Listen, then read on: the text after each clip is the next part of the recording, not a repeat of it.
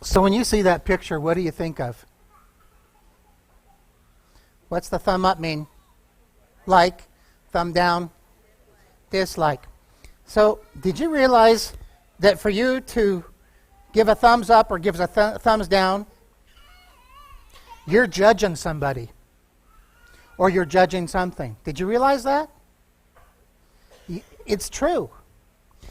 Have you ever heard somebody say, well, I guess that's okay, but it's against my better judgment? You ever heard that?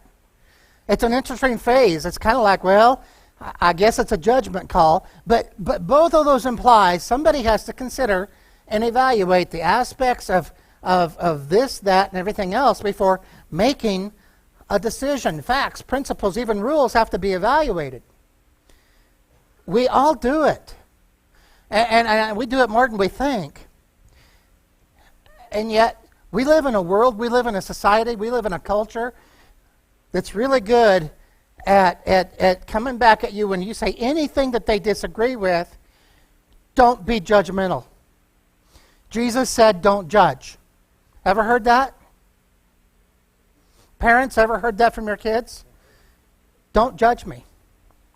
Now, we'll say that in jest sometimes. You know, it's like, I like to take Lay's potato chips, crinkle them up, and put them on vanilla ice cream. Don't judge me. Right? That's good stuff. Debbie doesn't think so, but it's okay. I won't tell you what her go-to was. We almost didn't get married because I just didn't know if I could marry somebody that would put, what was your favorite? It was mustard. Oh, mustard, Dijon mustard, let's get it right here, and apple slices for a sandwich.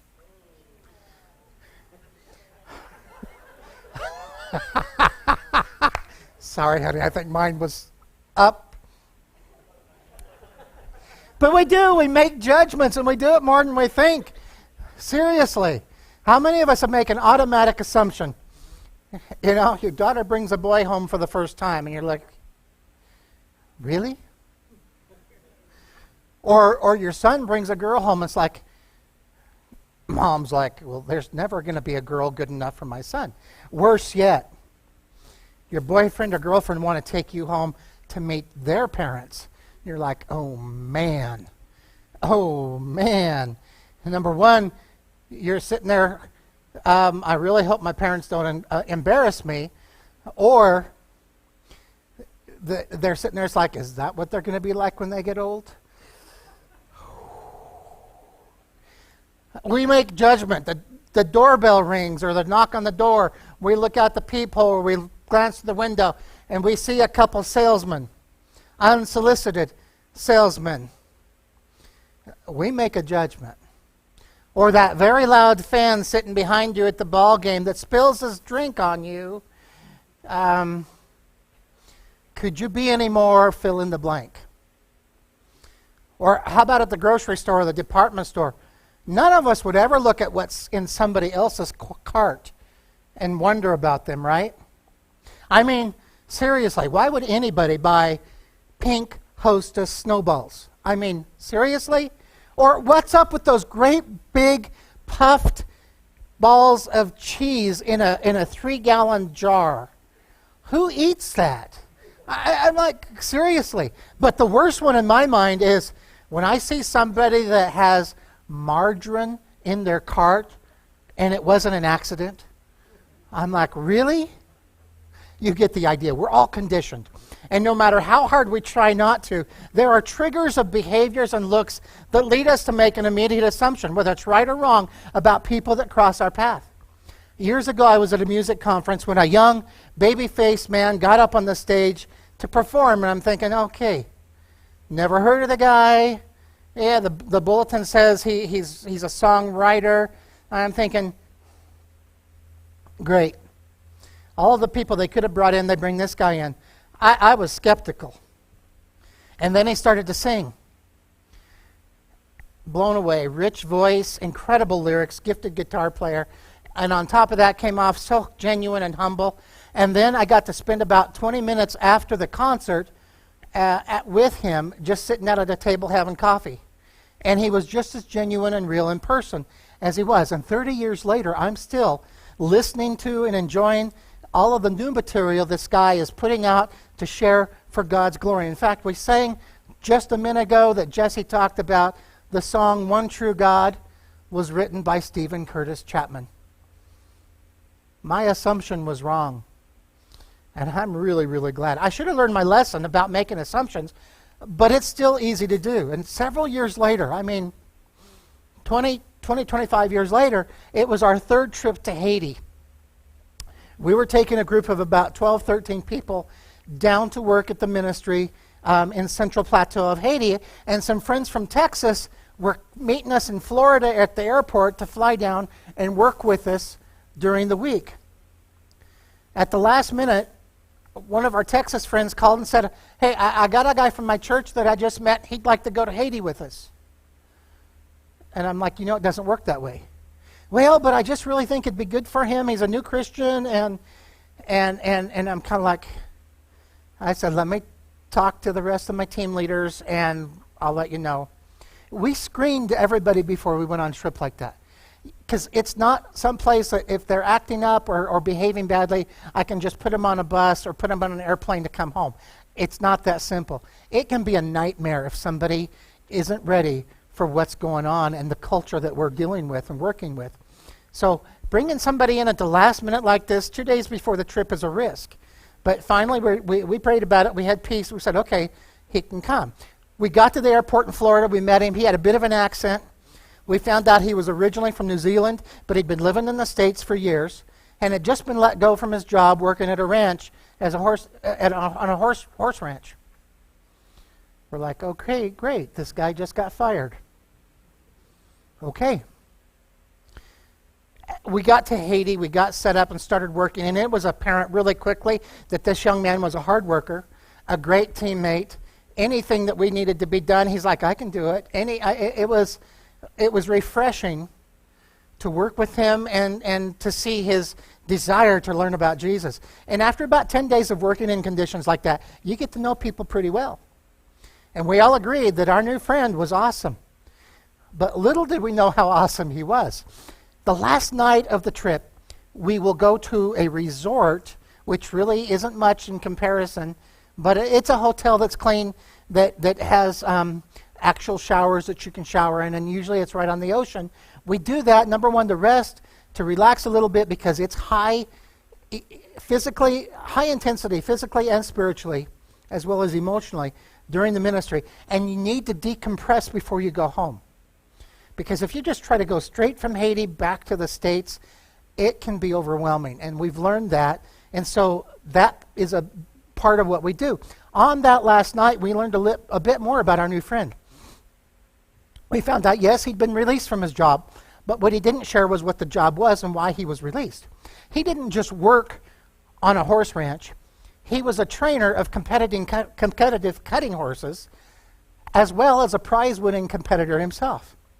And the manager of the training facility he worked at had become very jealous of his success, and so they fired him. But the owner of the facility found out he'd been fired, contacted our friend, said, I want to pay you a year's salary and I want you to take a year off. And I'll work on the situation here, but I don't want to lose you. And though he didn't say it, we kind of figured out that he might have been kind of talented and kind of a big deal in the cutting horse world. How big, we didn't realize till we got home. Debbie has a friend, and her friend is a competitive cutting horse rider. I mean, she's really good. Throughout the Northwest, she's competitive, always at the top. And so Debbie asked her one day, she goes, well, do you know this person? I understand he's a trainer. And her friend's eyes got really big, and she goes, no, I haven't met him. I don't know him, but I know of him. And Debbie's like, what? She goes, I read about him in the magazines, in all the journals and everything.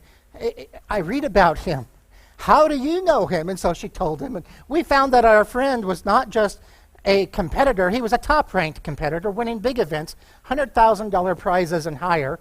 And the horses he trained also were world-class winners. he was kind of a big deal. Yet the beauty is, we never knew him as that.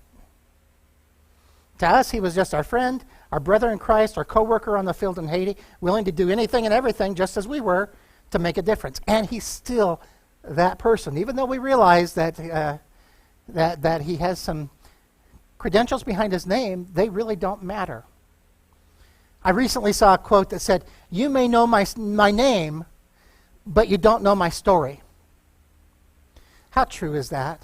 You may know my name, but you don't know my story. Today, as we continue our study of Jesus' sermon by the Sea of Galilee, I think we're going to see the truth of that statement in the ways that Jesus talks to us about judging others. Most of us think that the most memorized book in the Bible is John 3:16.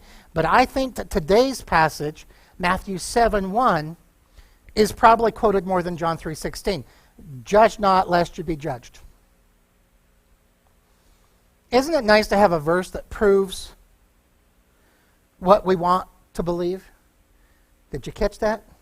Not what we believe, but what we want to believe. Judge not, lest you be judged. Most often you hear it, it's used to convey the idea, you live your life, I'll live mine.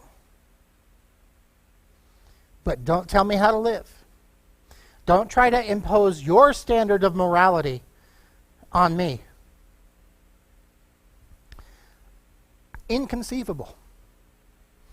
I love that line from The Princess Bride, and if you haven't seen it, you really need to watch it. But inconceivable. I don't think that word means what you think it does. That's passage, same thing.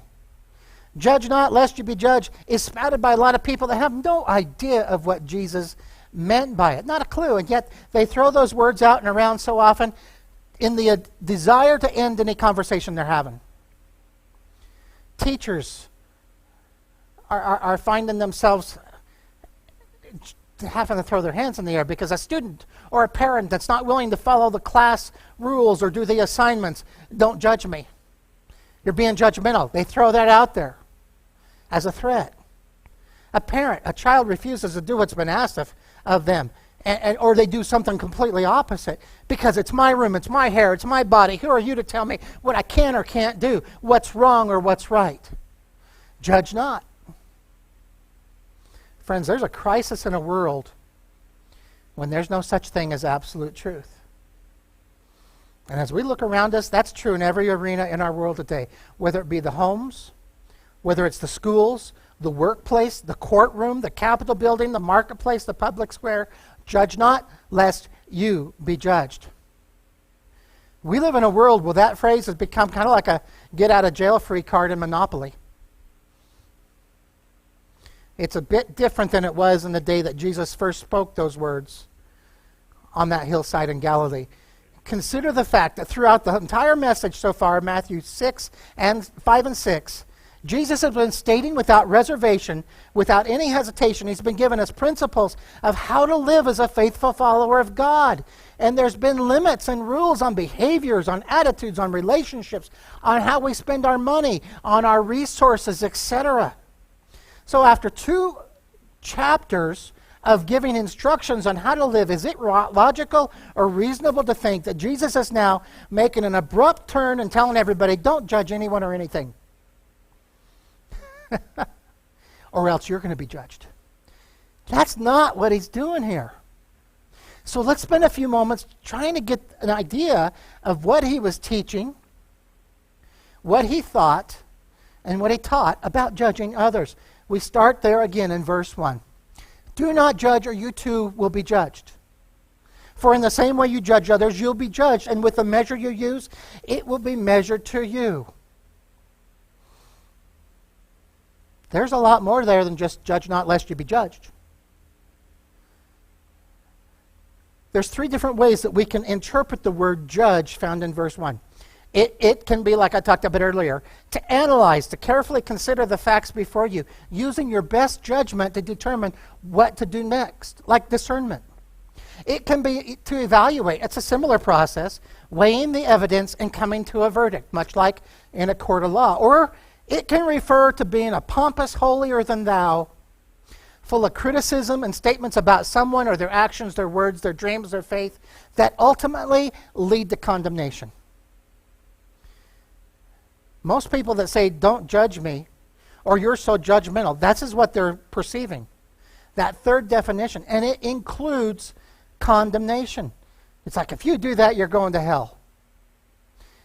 There's truth sometimes to that statement. But Jesus never made that statement with any kind of glee or happiness in his heart. He made that statement with a broken heart. He made that statement to be with somebody and to come alongside somebody so that they don't go there.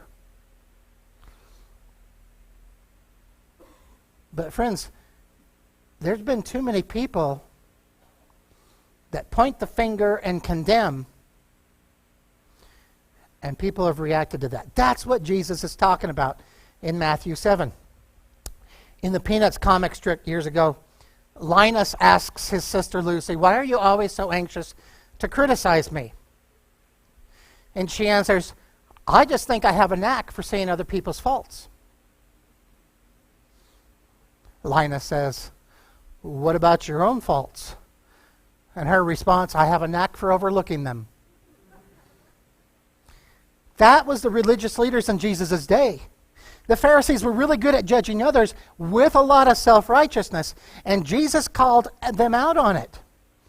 He's like, there's a problem with that kind of judging. It's overly critical. It's always going around with a nitpicking attitude. It's always digging and searching for faults, and it's always suspecting the worst. They were masters of the philosophy, do as I say, not as I do. Jesus had a way of pointing out their hypocrisy, and my favorite example is when they came to Jesus and dragging a woman that they threw at his feet and said she was caught in adultery. The law says she should be stoned. What do you say? And they were trying to trap him. They were trying to trick him. They knew if he said, well, this is what the law says, that the people were going to be upset with Jesus because that doesn't seem compassionate and kind. But if he said, let her go, they had a reason to accuse him. So they're just waiting. We got the perfect setup here. He can't win. I love that pause in the story there as you read it.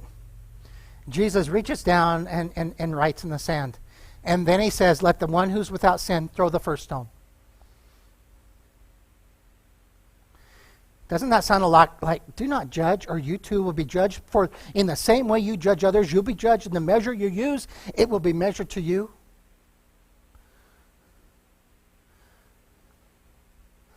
Jesus isn't talking about the judgment in the courtroom where honest evidence and witnesses have been presented. He's not talking about judging open and obvious sin. He's not talking about judging false teachers. He's talking about a hasty, unloving, holier-than-thou type of attitude that only criticizes and condemns. He's talking about the Lucys in the world, quick to see the problems in everybody else, but overlooking conveniently the problems in themselves. You notice in that text when he tells that story, when it's recorded, everyone dropped their rocks and went away. None of them wanted to be called out for their sin. Jesus was not saying that we should never assess people or their behaviors with discernment or evaluation. Rather, he said, don't have a harsh, judgmental spirit. Church, we've just spent the better part of 3 months looking at Jesus' words on how his followers should act and behave, how to treat others, how to be in relationships. And every time he teaches us from a place of love. I love you, so love me. He gives us these principles and truths to protect us, much like a parent protects their children that don't know any better. And there's no way that we could describe his words as vague or hard to understand here. They're not. They're easy to understand. But I got to be honest.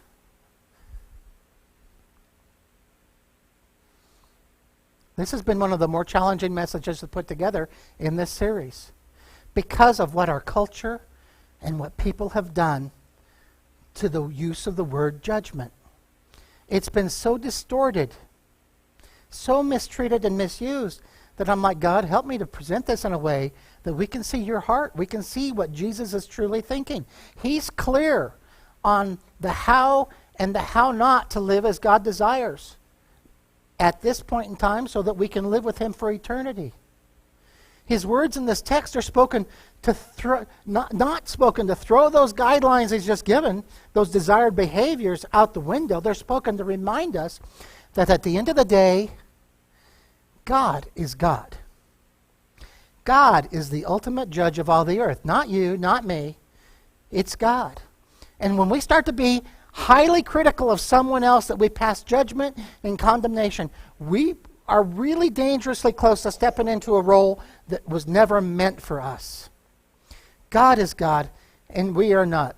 In fact, my friend Steve, my friend, he wouldn't have a clue who I was. But Stephen Curtis Chapman actually has a song, God is God and I am not. I can only see a part of the picture he's painting. I love it. That's what drives us into this overly critical attitude and behavior like the Pharisees, as we think we see everything that God sees. And that's a really bold assumption. Thinking that we can see a person's motives, how they think, what's led them to this point in their life. Jesus, as God in the flesh, was able to do that. But we're not that good. And that's why Jesus warns us, don't go there. Human judgment's limited to the information which we put into it. And sometimes that's not enough to make an accurate judgment. So notice in our text, self-righteous judgment has a boomerang. I watched a couple videos. I thought about sharing one of those in the screen, but it goes out and comes back. It's fascinating to me. Jesus said, for in the same way you judge others, you'll be judged. And with the measure you use, it will be measured to you. That sounds a lot like, let the one who's without sin throw the first stone. Then we continue reading. We see some further thoughts Jesus has regarding making judgment on others. Why do you look at the speck of sawdust in your brother's eye and pay no attention to the plank in your own eye? Here's another problem with the righteousness of the religious leaders, is not only was it overly critical, it was hypocritical. It was two-faced. We like to look at people with bifocals. We use the bottom part to see ourselves, and it kind of has a rosy tint to it. But we tend to look past any shortcomings. But the top part, we use to look at others. And that's the problem. That's the hypocrisy Jesus was claiming. We're not qualified to sit in judgment on others because it's impossible to be impartial. We're influenced by our own imperfections. Okay? So let's continue on. How can you say to your brother, let me take the speck out of your eye, when all the time there's a plank in your own eye? The picture's a bit ridiculous, isn't it? You hypocrite, first take the plank out of your eye. Then you'll see clearly and can remove the speck from your brother's eye. Some of us have heard it so many times it's lost this humorous twist. But times in Jesus, people in Jesus' day, they had to be laughing out loud. In their mind, it had to be a scene like from the Three Stooges. Here's a guy with a little bit of sawdust in his eye being talked to by a guy with a 2x4 coming out of his forehead. You got a speck in your eye.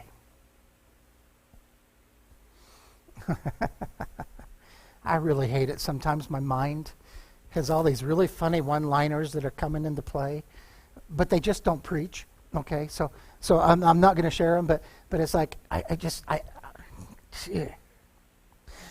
every time he turns around to help the guy, he has to duck because he's going to get hit. I think Jesus used the illustration of a plank and a speck. He was a carpenter. He was familiar to wood and how it worked.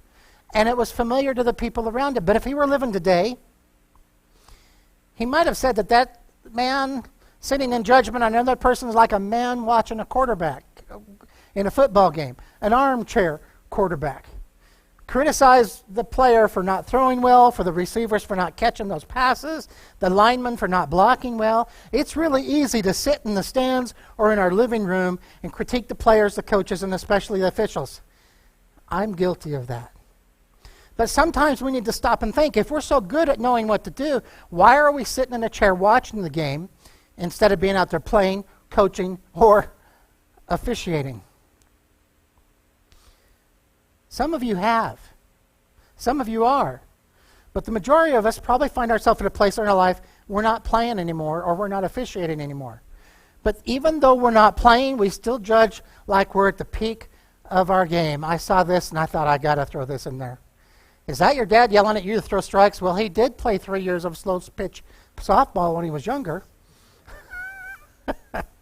I'm like, yeah, been there, done that. Whether it's sports, politics, finances, medicine, religion, relationships, education, you name it, everybody has an opinion. And anyone with a smartphone, a tablet, a computer can be very quick to give that opinion, often at the top of their voice. Jesus is not saying don't have an opinion.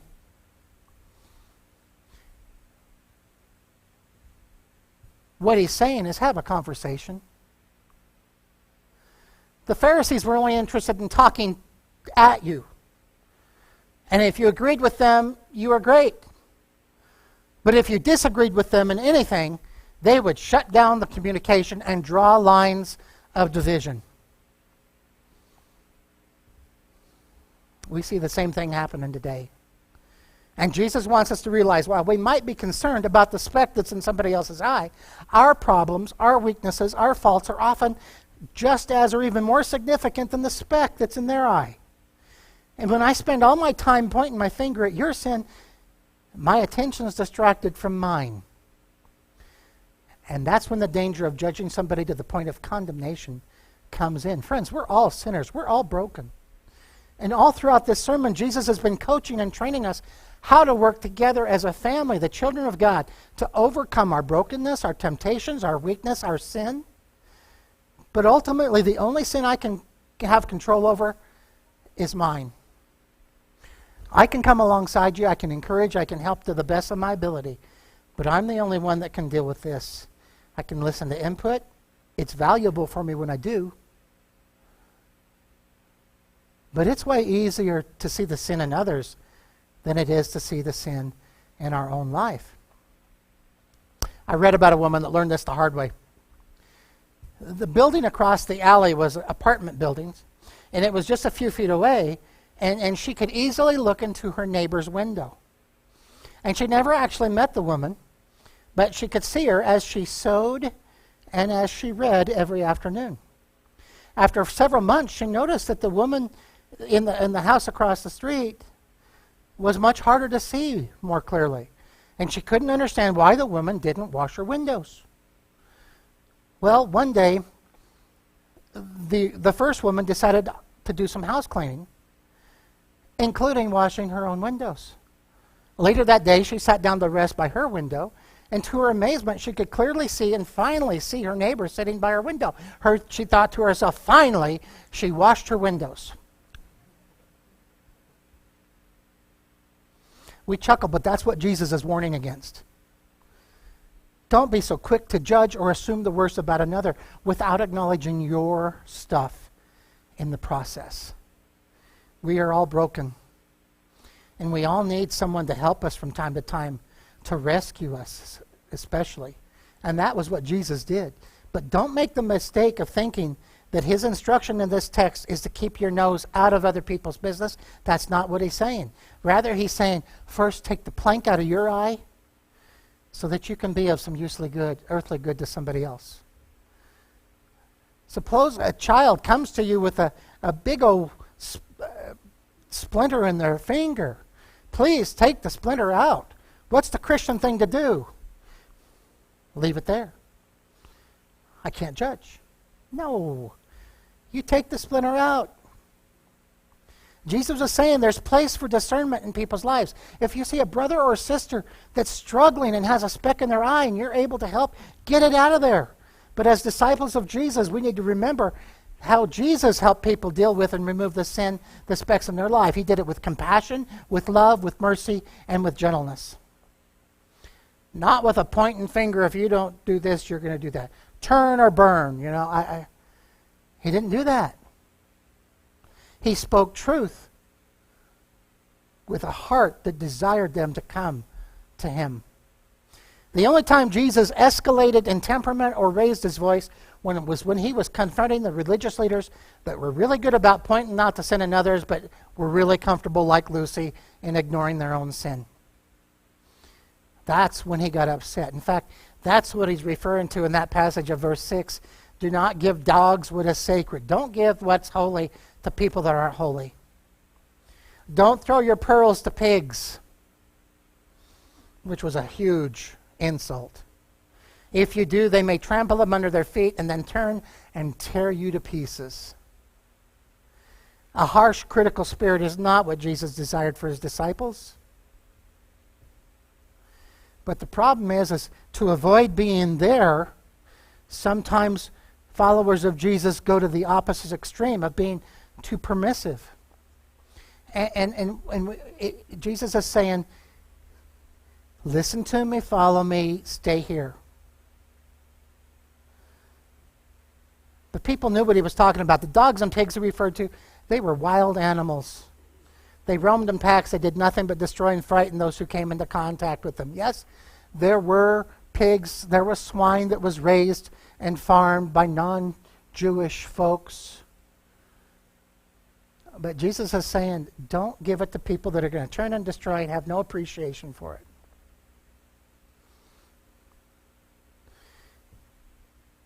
But how can we know who the dogs and pigs are if we don't evaluate and make a judgment call? See what he did to us there? Don't judge. No. Be discerning and think about my truths before you share.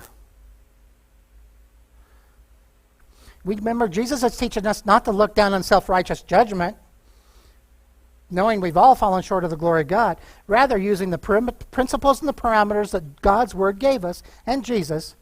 Recognize sin as sin, and don't try to justify or dismiss it. You don't have to give to dogs a sacred sacrifice reserved for the priest. In the same way, pearls are incredibly valuable. Don't throw it into a pigsty that it's going to be stomped on, trampled, and destroyed. Somebody said you can take a pig and put him in a bathtub, you can wash him, you can floss his teeth, you can put mousse in his tail, you can do whatever you want, but you put him back outside, what's the first thing they're going to do? They're going to go back to the mud. Jesus is saying there's people like that. And these are harsh words, but his point is, don't waste your energy and time totally and completely on those who have no spiritual interest. Don't do it. I read about a man that lived close to the ocean. And every once in a while he'd go out and go fishing, and he'd catch some grouper, which at that time sold for about $5 a pound in the market. I did a quick search to compare what today grouper fillets would cost you. $28 to $32 a pound. More than filet mignon. On one occasion, he had friends over to the house for dinner, and he served them grouper. And they tasted it, and they said, oh, this is really good. It tastes like chicken. The man sat there and thought, I know they didn't mean it. They don't know any better.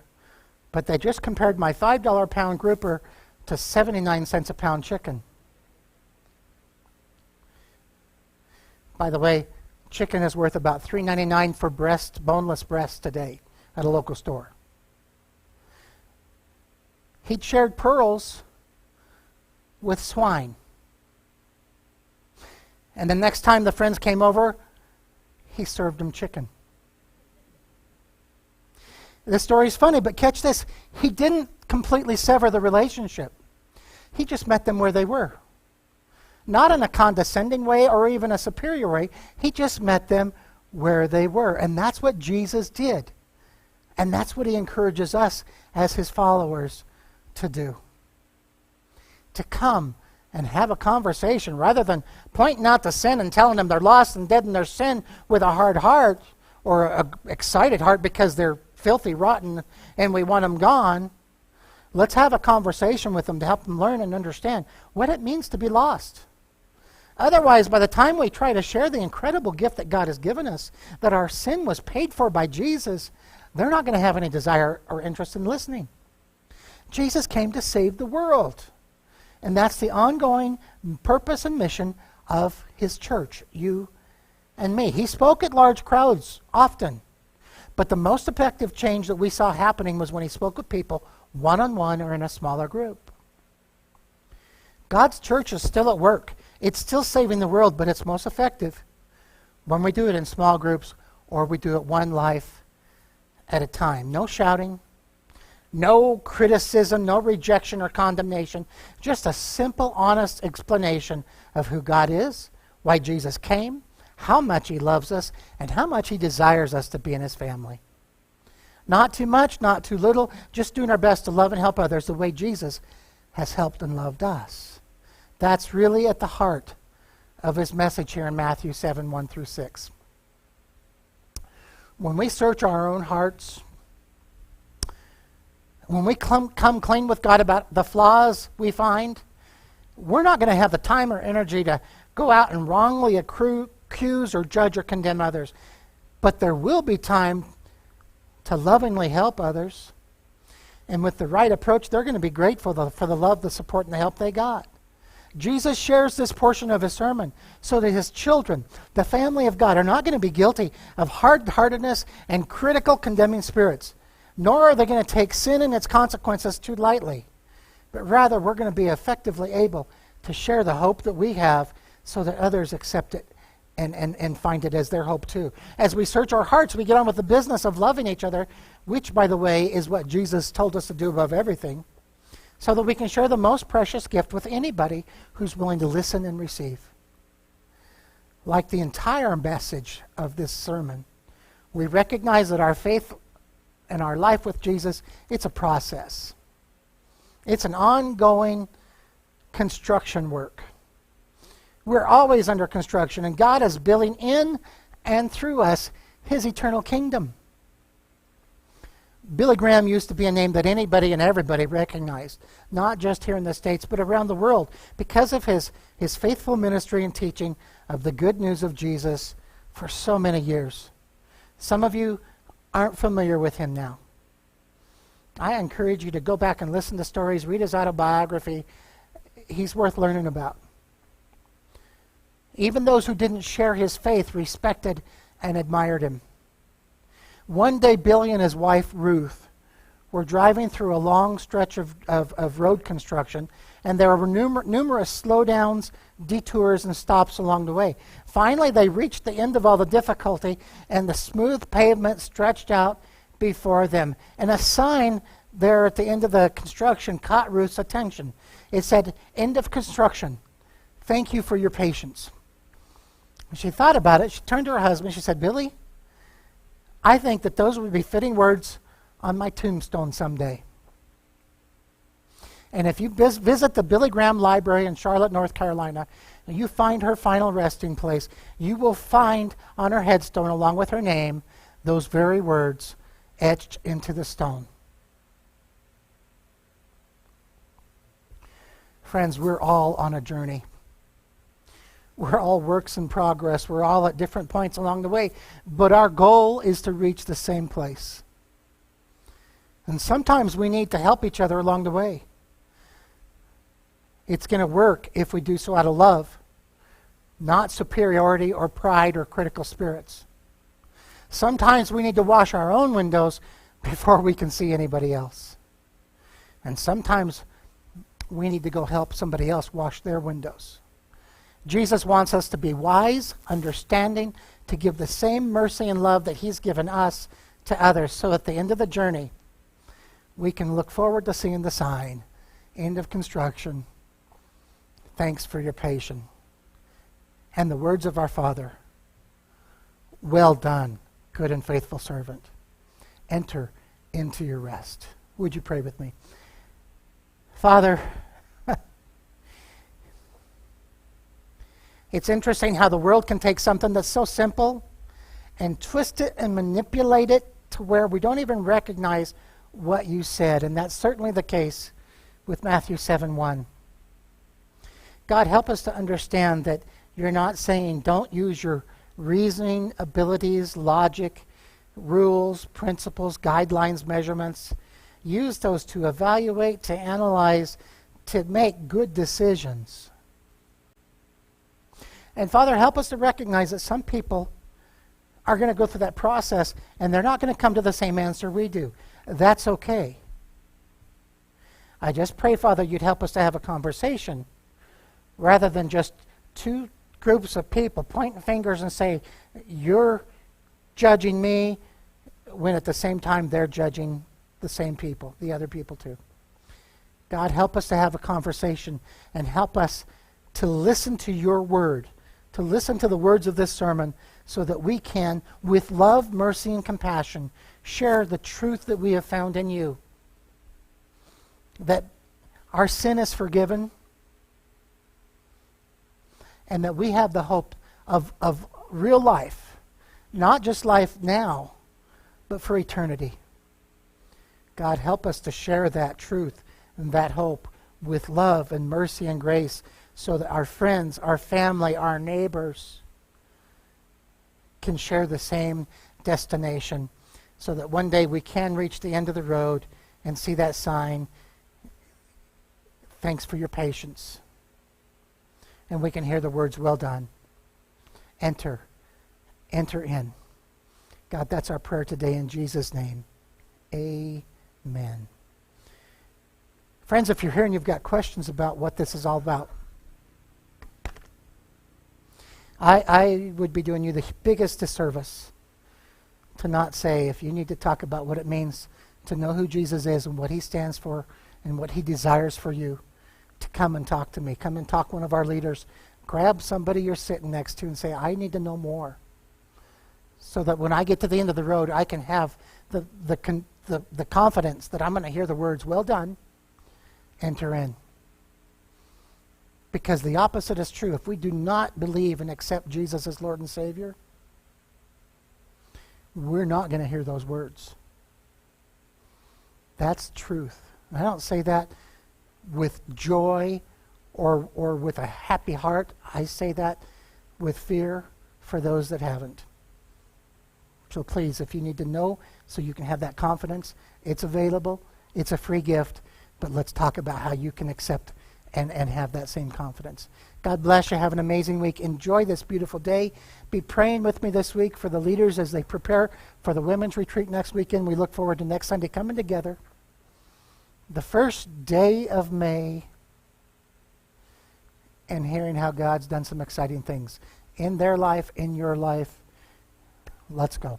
God bless.